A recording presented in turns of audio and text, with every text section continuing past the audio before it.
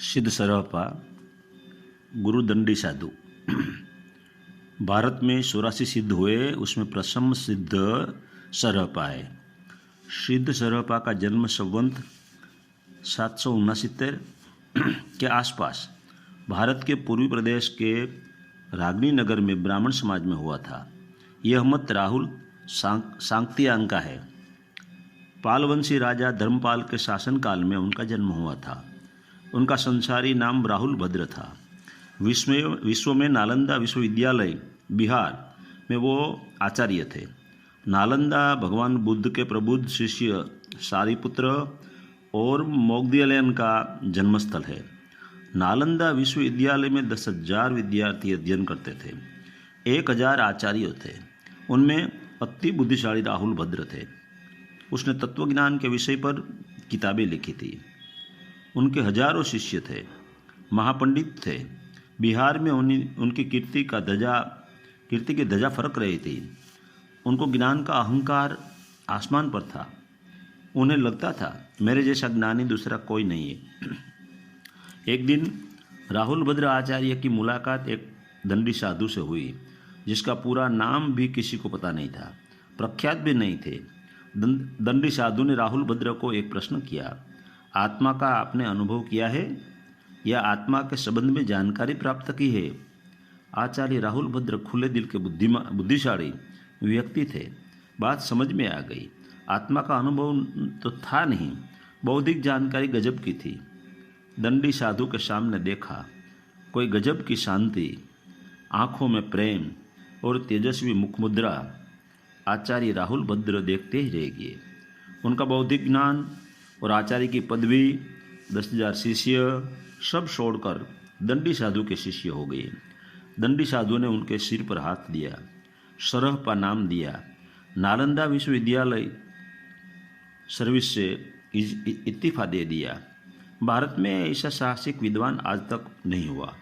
आज के समय में बिना जागृत हुए अनेक गुरु बनकर शिष्य बना रहे हैं और 500 शिष्य बना लेते हैं और फिर अपने को सिद्ध संत शिरोमणि कहलाने लगते हैं। और जब वो कोई दंडी साधु जैसे सच्चे संत से मिले तब उनका उदार ज्ञान शिष्य को छोड़ नहीं सकते। आजीवन भ्रमणा में जीकर शिष्य को बीच से त्रिशंकु की तरह लटक के छोड़कर चले जाते हैं।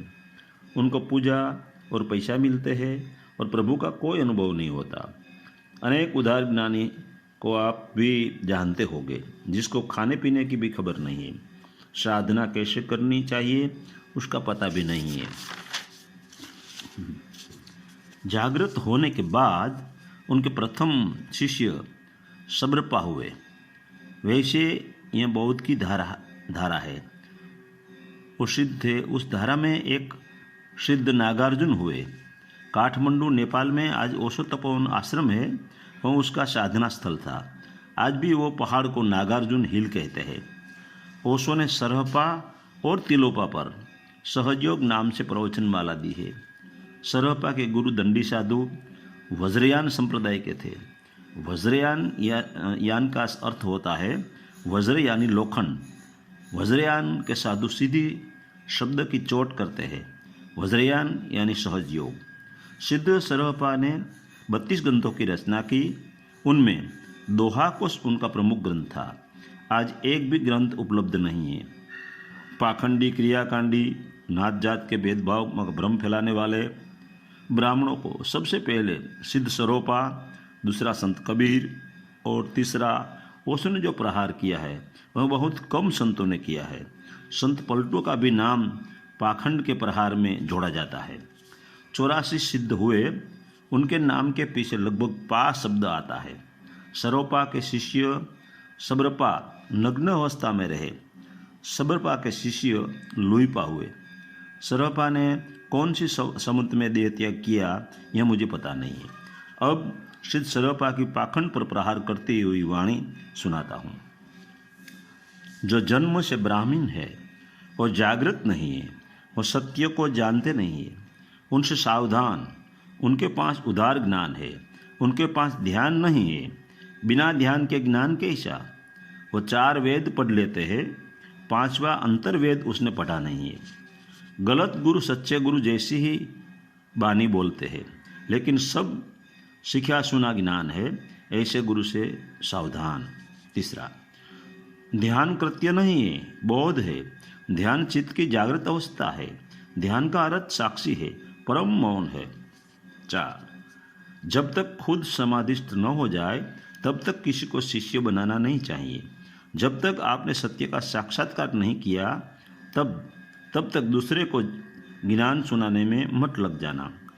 पांडित्यपूर्ण ज्ञान वह ज्ञान का धोखा है।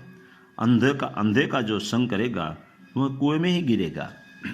5, वृक्ष में लगे फल को दूर से देखने से स्वाद नहीं मिलता। वैद्य को देखने से दवा लेकर रख लेने से रोग नहीं मिटते, दवा लेनी पड़ती है। मंदिर में दिया जलाना, निवेद धराना, मंत्र पाठ करना, उनसे मुक्ति नहीं मिलती। तीर्थ यात्रा करना, तपोवन जाना, गंगा स्नान करना, उनसे भी मोक्ष नहीं मिलता। तीर्थंकर के संग से मोक्ष का मार्ग मिलता है। 7, जीवन में जिसने परोपकार किया नहीं है, दया का दान नहीं दिया है, स्वयं को जाना नहीं है, तो संसार में आने का फल क्या है?